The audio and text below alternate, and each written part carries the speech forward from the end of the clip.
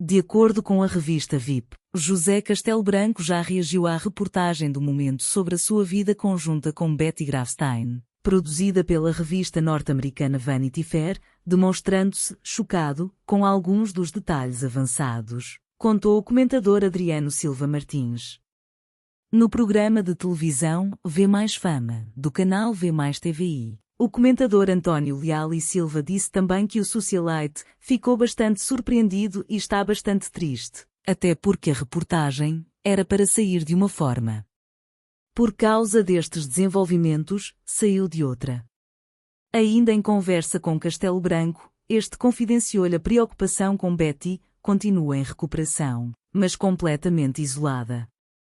É totalmente controlada pelo filho, mesmo os amigos do casal têm muita dificuldade. Alguns estão impedidos de ter acesso à Betty. O polêmico artigo.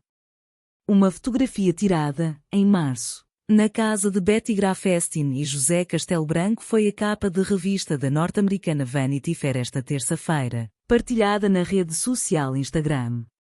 O título, que em português refere à retorcida verdadeira história de amor de Lady Betty Grafstein e José Castelo Branco, já aponta para o artigo polémico que os leitores podem encontrar.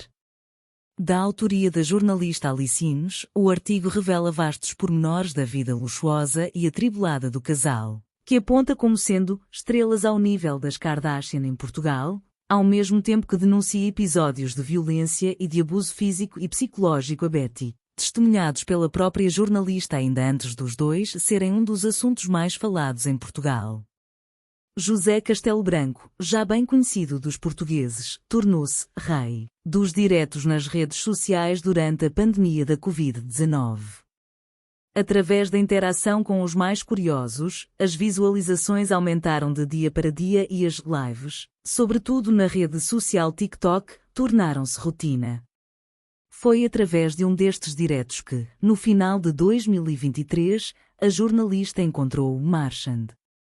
Curiosa com o excentrismo da figura portuguesa, e depois de investigar um pouco sobre a sua história, descobriu o casamento com Lady Betty. Facto após facto, interesse e mais interesse. Para a jornalista ainda mais curioso eram os 35 anos de diferença entre o casal. Alice Innes entrou em contacto com Castelo Branco, exatamente pelas redes sociais, e depois de demonstrar interesse em conhecer mais sobre o casal mediático foi recebida no apartamento alugado na East 62 ND Street, cinematográfico maximalista, e na vida do casal. Na publicação, a jornalista conta que o primeiro encontro entre todos aconteceu numa ida de Betty a um cirurgião plástico, onde a empresária se queixou da velocidade a que o socialite empurrava a sua cadeira de rodas pelas ruas de Nova York. Mais à frente, Innes relata que várias vezes Castelo Branco tentou calçar um par de sapatos Chanel nos pés inchados de Betty. Ela fazia caretas e protestava com diar de dor. E entre estes foram vários os episódios excessivos em que a joalheira de 95 anos confessava querer estar apenas sossegada. Já em março deste ano, o português telefonou à jornalista norte-americana, contando que iam voltar a Portugal.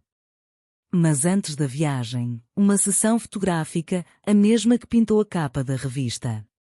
No dia agendado, a jornalista deslocou-se ao apartamento, que descreve como uma verdadeira desordem, de tamanha que era a confusão, cabides e caixas por todo o lado.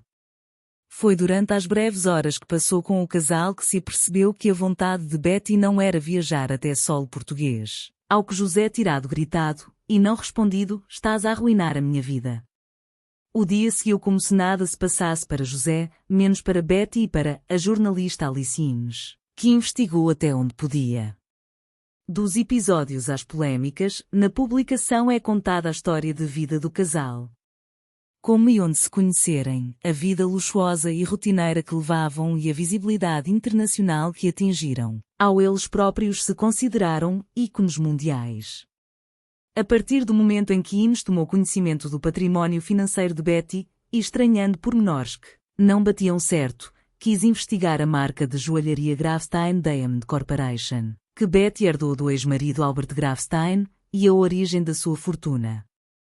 Os dados encontrados foram, no entanto, poucos ou nenuns, como explicou na reportagem de sua autoria.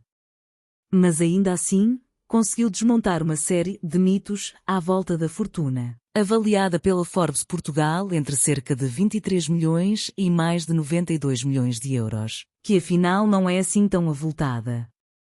Mais tarde, decidiu procurar o misterioso filho de Betty, Roger Basile.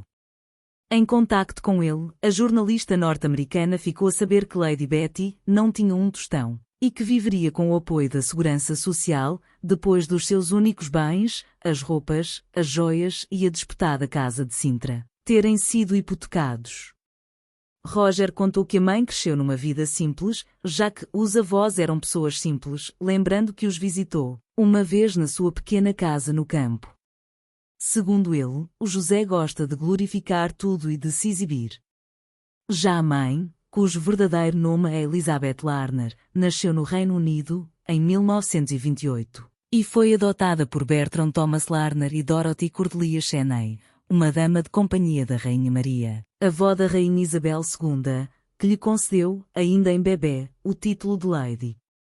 Já após as acusações de violência doméstica contra José Castelo Branco se tornarem públicas, a jornalista procurou Betty, já regressada a Nova York, de forma a confirmar o que já ela tinha presenciado meses antes. Ele dava-me murros quando eu menos esperava, deu um murro na cabeça como se eu fosse uma bola de futebol, confessou-lhe na altura. Acusações contra José Castelo Branco.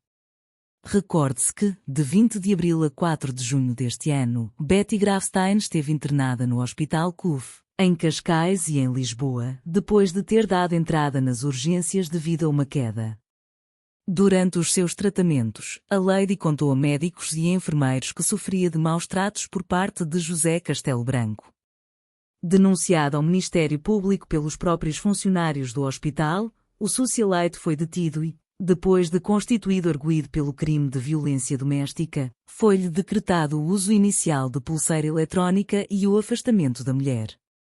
Betty, que após as suas melhoras viajou até aos Estados Unidos da América, iniciou o processo de divórcio, que ao que tudo indica será litigioso, enquanto Zé não pode ausentar-se de Portugal.